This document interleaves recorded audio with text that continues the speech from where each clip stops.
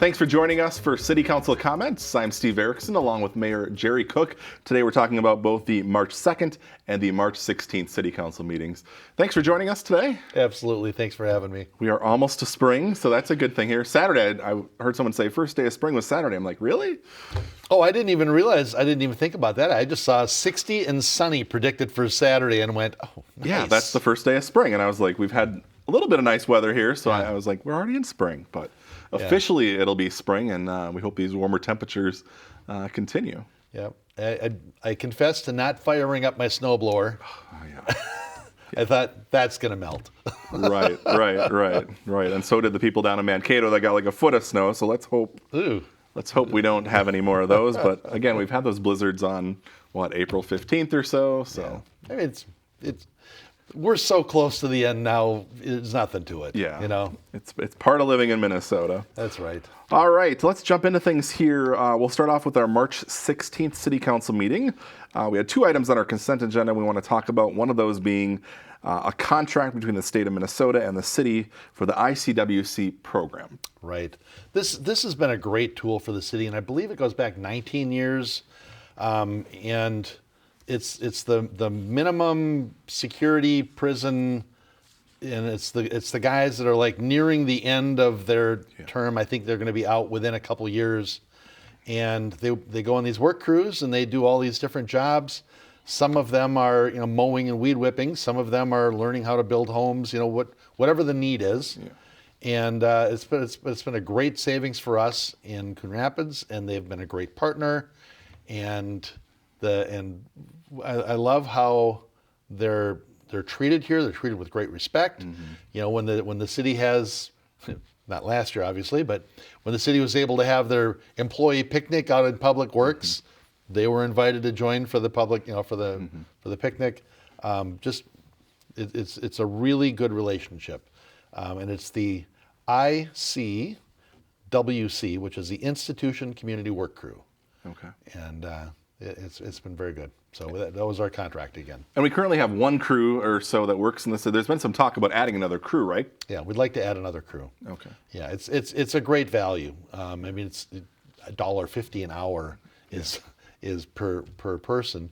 And what I found out is you're going, that's not very much, but they are in prison, and all the room and board is covered, obviously. Right. And then you find out that this is 50% more than the best paying job that they could otherwise have working in prison. Right. So, and plus, this is what they all want to do. They all want to get out and do this. So. I thought that was interesting when you had the presentation that they actually apply for this program. Right. They do interviews almost like a job, and then they select the top candidates. So it's competitive. Yeah, it's competitive, and it was really encouraging to listen to them talk about it. That it teaches them how to interview, it teaches them how to get up and go to work. It's all of these skills that so many of us take for granted, that these guys just never had those pieces put together for them. Yeah. And the recidivism, wow, I can usually say that word. That was close enough. Yeah, but the rate for the guys that are involved in this program is significantly lower than the guys that are not in the program. And I don't remember, I had it jotted down. I thought it was like 15% or something compared to 65%. I mean, it was a big spread, whatever the numbers were. Okay. So it's a great program. It proves a lot of value for them, and it proves valuable for us. Yeah, and again, these are low-level offenders. These are not like high-risk offenders. Well, right. Whatever they did, they're now nearing the end of their time there. Certainly, they're not going to put people out here that pose a risk to our residents or anybody. Right. And well vetted, and like I said, like they told us, they're nearing the end of their term. Yeah. It'd be pretty foolish for them to do something now to jeopardize getting out. Exactly. All right. Council considered nominations to the Coon Creek Watershed District Board of Managers. I know we've done this before. We're still looking to get somebody from Coon Rapids on this board, correct? Yeah, it's been a while. I think the last member we had from Coon Rapids was we had Scott Bromley was a rep from Coon Rapids, and then Council Member Brad Johnson was on the board before he came onto the City Council. Oh, okay. And right now, all of the reps on there I think Coon Rapids is the largest area that they serve. all of the folks that serve on there are either Ham Lake or Blaine or somewhere out there. I think Ham Lake has two. Yeah. So it would be nice to get some representation again from Coon Rapids on there. And it was great. We put out the call and we had 6 applicants, some pretty stoutly qualified guys or folks, and we'll just see what happens. All right. So these nominations go on to the county, correct? Yeah, we make them as a recommendation to the county board, and then the county board actually makes the appointment, and they can take our advice or not, or take our recommends or not. Okay. And I imagine all the cities are also sending their recommendations. I would imagine. Yeah. So it's a bit of a competitive process, but yeah. We'll find out eventually here who does become Right. Selected for the Coon Creek watershed. Right. I believe this time there is actually somebody that's stepping down, so there is a vacancy. Otherwise they'll often just reappoint who's there. All right. Council considered a resolution accepting plans and specifications for miscellaneous trail reconstruction and authorize the solicitation of bids. I feel like this is something we do yearly as well, right? Or yes. close to it. Yeah. And these were adding these are some trail reconstructions, and I think it was like a few hundred feet on one and like half a mile on the other. But then every time you do the trails, then you have to do the new pedestrian ramps at the ends, and that's where it gets expensive is adding those in. That's to make it ADA compliant, correct? Right. Yeah. So we're looking at Riverdale Park trail reconstruction. This is 0.3 miles, along with the pedestrian curb ramp, and also Thorpe Park. Yep.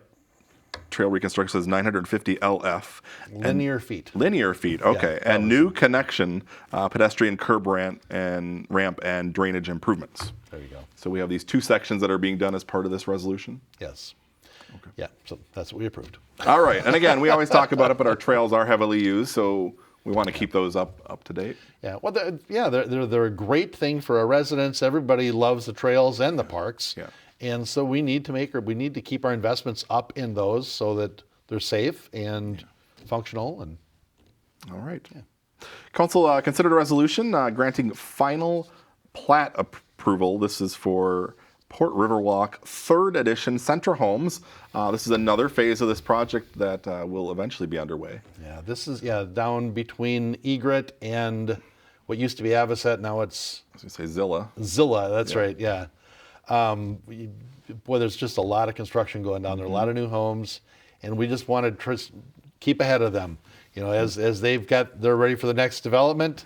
Let's get it approved. Let's not get in the way and keep them going up. So it's really exciting to see all the construction going down there, and it's been a nice complement with all the street reconstruction we did down there and the new street lights, and it's a really nice area. Yeah. Really updated now. Yeah, for a while there was like 1 home or 2 homes, but now it's popped a little more and quite a few more now and more to come here. The 3rd edition basically is platting the center portion of the site, right. Which is between 100th Avenue and Coon Rapids Boulevard. So a little more to the west, getting closer to Egret, I imagine. Yeah, I mean, we've still got a whole other section Zilla. to go. Yeah. Yeah, and this is, I believe it was like 15 units that were going in there. Yep, 15 lots. Yeah. Yep.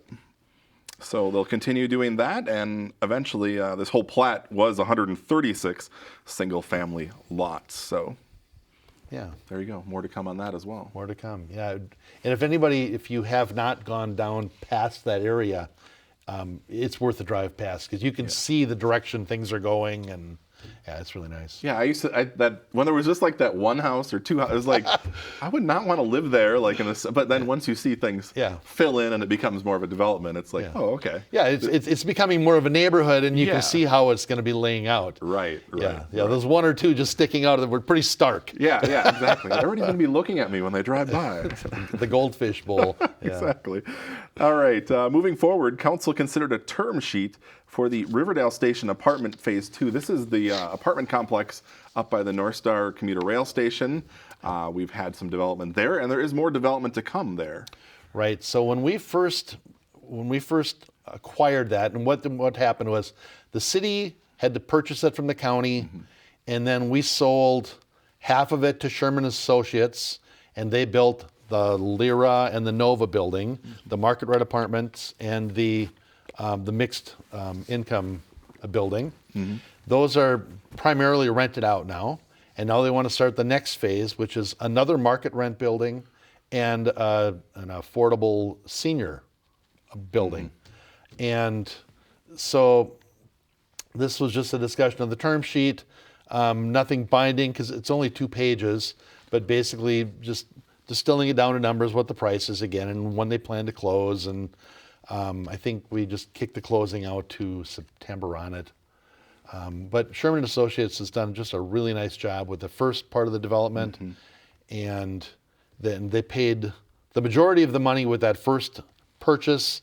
So now the second half, we knew they were going to go through with it because they've already paid for the like 60% of the project, the land. So. All right. So the new building, at one point, I know you guys had a work session on this. The plans obviously have not been approved. There was talk about a 5-story building for this 227-unit market rate apartment building. Right. And then the other building is an 80-unit affordable senior apartment building. Yeah. They're talking about construction maybe starting this year. Construction of the market rate building, they said, could begin yet this year. Yeah. And then because of the funding for the affordable senior building, that would not begin until 2022. Okay. Yeah, because there's a lot more hoops to jump through because they have to get state funding for that one. Yeah. And when they brought the proposal for the market rent building at 227 units and 5 stories, there was a little concern at council because that's a full story higher than what's already there. And so they kind of took all the council comments and they went back and they're kind of trying to do a redesign on it. But I don't know what the next one's going to look like. Okay, so Sherman, they're saying, is intending to submit a land use application within approximately a month, which will provide additional opportunities for input and public comment. So there will be more time for the public input process. Right, and what that'll look like, we don't know. The last time they came into the Civic Center and set up boards all the way around and invited everybody in there and had people stationed to chat with them. I don't know what it's going to look like this year. It's probably going to be a major, Zoom session or something online. I don't know. Yeah, we'll find out. But in any case, they're still interested in the site. They're still interested in moving forward with the next phases of development. So that's a good sign. Yep. Yeah, they're very happy with the response on these buildings, and they're very nice looking buildings, and they should be good neighbors. All right. Council considered introduction of an ordinance revising City Code Section 5-203. This relates to alcoholic beverages. Oh, yeah. So a few years ago, we expanded our we have an A liquor license and we have a B liquor license. Yeah. And we expanded the B liquor license from just beer and wine to all liquor. But you had to have a store, a retail setting, more than 50,000 square feet. Yep. And then of course the state dictates that it has to be in a separate entrance, separate building. Yeah. So basically this is, think Costco, I think is the only one that's using that B license right now. Mm-hmm. Every time we get any interest from a grocer, and we've had several and we've really encouraged them, we know we want more grocers in town. Yep. They've said, well, we're going to need liquor. So we've shown willingness to reduce the square footage from 50,000 to 25,000, and we just decided let's just get it done rather than wait for another grocer to come in again. So we're getting it down to 25,000, and then one of the concerns that was brought up last time was it didn't specify groceries. Yeah. And that's really the intent here, is to have this as a complementary business to go with groceries. Mm-hmm. So you can go in and get your pasta, and you can go grab your bottle of wine, and Yep.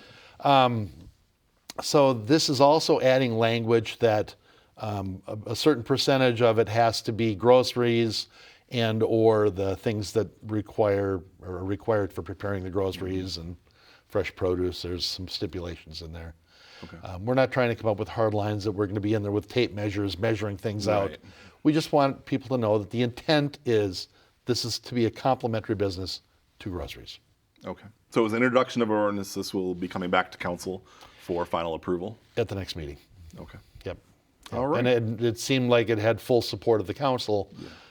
So if the unnamed grocery or the uncommitted grocery moves into the J.C. Penney building, they'll be able to do liquor if that's what their choice is.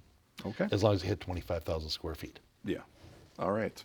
Well, that is all we have to talk about on our March 16th meeting. We'll jump back to our first meeting of the month, which was on March 2nd. We had a presentation there, kind of off the top, from the Crooked Lake Area Association. They come in once a year to give us an update on what's happening on the lake. Right. So the Crooked Lake Area Association is really, their primary thing is really caring for Crooked Lake. You know, and Crooked Lake is such an important asset to the city of Coon Rapids and Andover. So both cities of Coon Rapids and Andover participate with them with funding. And that funding has gone to treating the lake. And the last couple of years have just been these tremendous success stories. The clarity of the water and beating back the invasive species of the noxious weeds. And so this is kind of they come in and they tell us this is what we did with the money and let us know how things are going. And things are going really well up there. And they're very happy with the Crooked Lake Park that we redid. Yeah. So, yeah, that's good. Yeah, and they even had an ice carousel. I know someone does an ice carousel. We missed it. We wanted to do a story, but it was already done. Some guy does an ice carousel on the lake. Yeah, I mean, it's amazing. I mean, he built this jig for running the chainsaw down and cutting that 90-foot circle or whatever it was, and put the outboard in there, and then they had the little carousel going, and that went viral nationally, and that was really something. Yeah, we'll have to check it out hopefully next winter.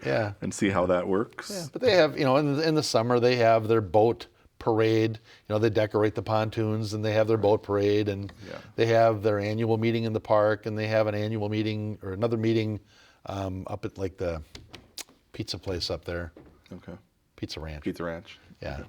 So they're a very well organized group and very well run, and they do a really nice job for that area and preserving that lake. All right. Well, we appreciate them coming in to give us periodic updates. Under the consent agenda, Council approved an agreement with the Alexander House. Yeah. Alexander House, of course, is the shelter that's located in our area, and they provide a lot of service to Coon Rapids. Anytime we have any kind of a domestic issue, they work with our city attorney's office. They work with our cops. I mean, they have set up programs for us to know how to move forward with them. And so it just makes a lot of sense for us to actually have some funding cut out for them.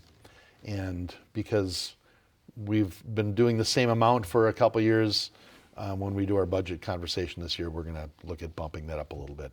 I think it's $15,000 this year, and it seems like for the value of the service we're getting from them, it might make some sense to bump that up. Okay, and they also do some fundraisers throughout the year. They actually have one coming up here on Saturday, March 27th, the Alexander House. The Hope Gala. Virtual event this year, the Hope Gala. Pre-show says 6:30, event starts at 7. So people can find out more by going to alexanderhouse.org and helping support them. You can buy tickets. And it's $100 for an individual and $175 for a couple. And if you sign up by the 21st, then you can have a really nice dinner prepared by the Sunset Grill. And they've got lobster and they got all kinds of different things, nice meals. And then the program that night is actually a gal from Coon Rapids, Jenny Thiessen, who actually was the impetus for changing state law on the marital rape exception, or however that. I don't remember exactly what that phrasing was, but so anyway, she's the program that night. She'll talk about that. And so it's interesting, and it's definitely worthwhile supporting them. Yeah, certainly. All right. Moving forward, Council adopted or considered a preliminary plat and final plat. This is for two commercial lots at 1829 Northdale Boulevard, MK Enterprises. People will more know this as the old BP site. We're actually going to see some development on that site. Yeah, and this was a site that we've looked at multiple times. It's obviously been distressed or closed for quite some time. And we've tried to figure out how to tie it into that park. You know, is there a way to make it an entrance, or is there a way to tie it into the park? And nothing really made sense because of the way things laid out there, and where the low ground was. And so the city didn't pursue it, and they sold it, and now this just cut it into 2 lots, and it's going to be a car wash, and I believe it's going to be a commercial entity, a retail or Yeah, like something. a multi-tenant building. Yeah. Yeah. Yeah, so that should be a nice little development there, and it's a great spot for a car wash on the going home side, take a little pressure off the Holiday on the other side, you know, whose car wash today is pretty busy. Yeah, and this might be, it looks like this is quicker than just the single stall like gas station car washes, and they have these, right now in the Chicago market, this group, I've already forgotten the name, but... The top wash? Is that no, what you're talking that's about? that's The one that's here now. In That's the Andover. current one in Andover, and I forget what this one's called, but they're currently just in the Chicago market, and they're looking to expand in other areas of the country, coming into the Minneapolis market, so we'll be one of their first car washes in the Twin Cities. So again, they're hoping to open in September if all goes according to plan. So I might imagine we'll start seeing some work on that site soon. Oh, you'd think so. With things being demolished, and then the multi-tenant building, and then the car wash going up. Yeah, yeah. No, that's exciting. That's a nice corner to have something new there. Yeah, because very much the issue there is sort of the in and out. Yeah. You know, especially seeing they added the island on Northdale, it makes it a little more, challenging. Well, yeah, and it was closed for so long. Yeah. You know, and that doesn't help anybody, because then you start to collect all the junk around it, and Yeah. I don't know, they leased some space to whatever. It'll be gone. We'll have some new businesses there, and all we did was just help expedite that by doing the final approval to split it into 2 lots. Are you saying there will be no more rug sales on the corner? I'm not saying anything. All right. Moving forward. Is that where you bought your Elvis rugs? Or?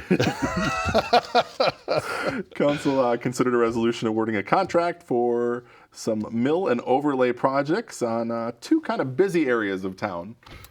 Yeah, one of them is that little short section by the Walgreens on Crooked Lake Boulevard between Coon Rapids Boulevard and the entrance to the Ice Center, or in the frontage road there by Arby's. Yep. And then the other one is... Robinson Drive? It is Robinson Drive, Yep. yeah, from 111th to Egret, is that the one? So, Yep. Okay. Yeah, all of a sudden in my brain I went, was that last year? No, that's that one. That was the one I was thinking. That's a busy stretch. Yeah. It does get quite a bit of volume of traffic, and that road could use some repairs.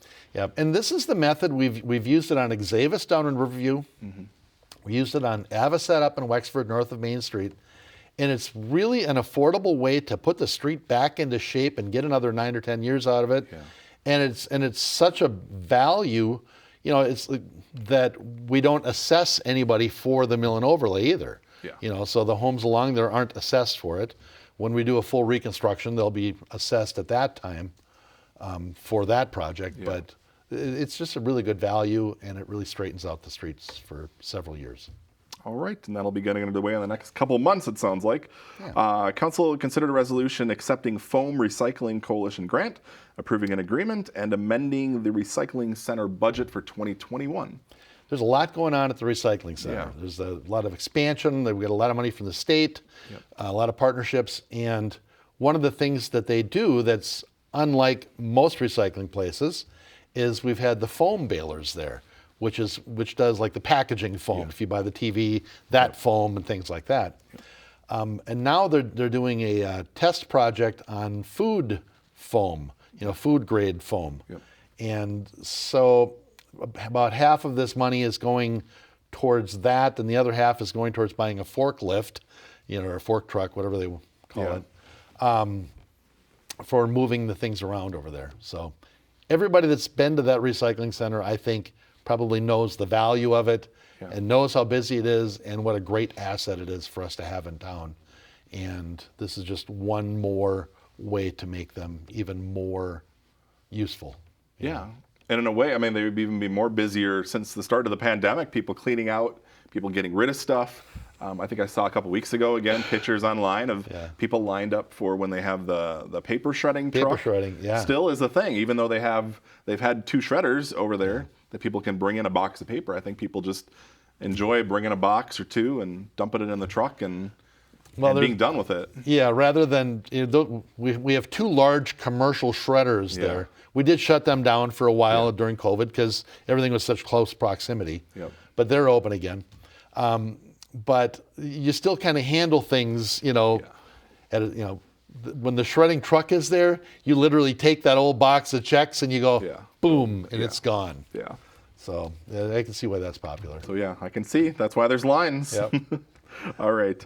Moving forward, Council accepted an annual report from the Community Development Department. Obviously, last year was a bit different, but there was still development. There was still a lot of development going on, and our community development folks, Grant and Matt and Scott and those guys just do a great job, encouraging businesses, helping them when they, hey, we'd like to do this. Is there anything you can help us with? Yep.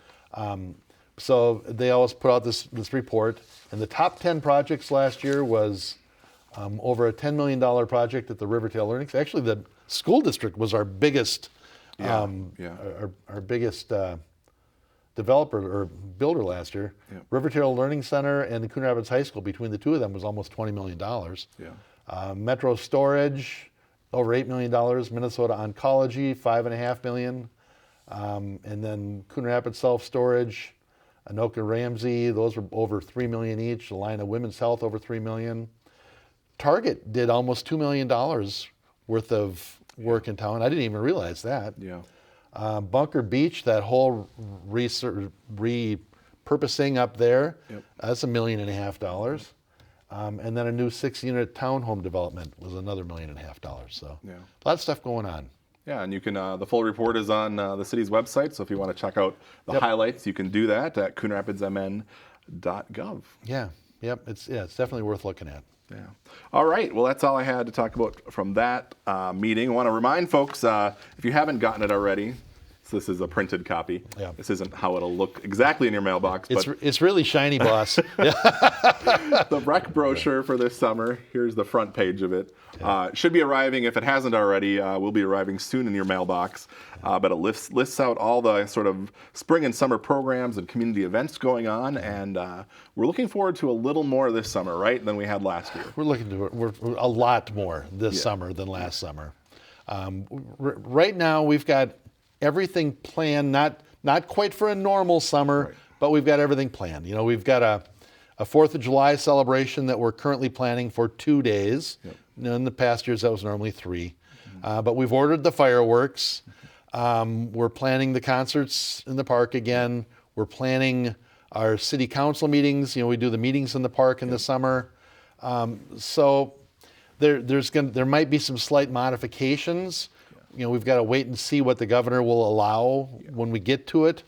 But if you don't plan it, you can't just do them. Right. So you've got to plan on doing them and then throttle back if we need to throttle back. Yeah. But we're really hoping for a much more normal summer. Yeah, and as of this week, we've seen some additional restrictions lifted as far as crowd sizes and numbers, and we imagine those will continue to keep being lifted in the couple months ahead. Yep.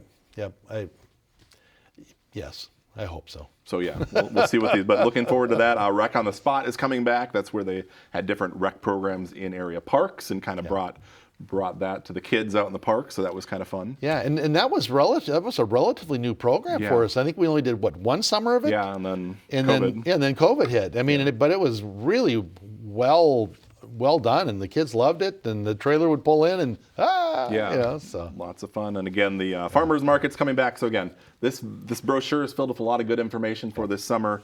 So check it out when it comes to your house. You can also download a copy, like I did, from the city's website, coonrapidsmn.gov. Yeah, for us more patient ones, mine came in the mail yesterday. There you go. I needed it for stuff for work. I know. All right. That's all I have, unless there's anything else you want to add. No, I don't. I think we've covered it. All right. Well, thanks for coming in today and talking to us. Absolutely. Thank you at home for watching, and we'll see you back here after our 2 meetings in April.